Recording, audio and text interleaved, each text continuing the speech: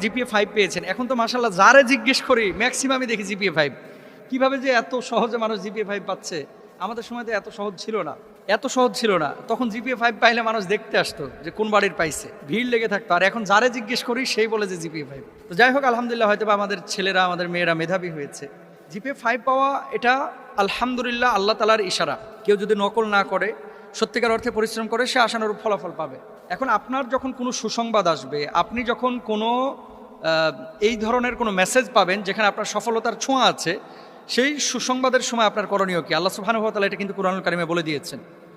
ইযা জা নাসরুল্লাহি ওয়াল ফাতহ ওয়া রাআইতান নাসা ইয়াদখুলুনা ফি দীনিল্লাহি আফওয়াজা ফাসাব্বিহ বিহামদি রাব্বিকা ওয়াস্তাগফির ইন্নাহু কানা তাওয়াবা। যখন আপনি কোনো বিজয় লাভ করবেন, যখন সুসংবাদ পাবেন, যখন এই ধরনের কোনো বিষয় ঘটবে, তখন আপনি আল্লাহর তাসবিহ গুনবেন। মানে তাসবিহ বলতে আল্লাহর শুকরিয়া আদায় করবেন, সুবহানাল্লাহ বলবেন, আলহামদুলিল্লাহ বলবেন, লা ইলাহা ইল্লাল্লাহ বলবেন, আল্লাহু আকবার বলবেন। আপনি আল্লাহর কাছে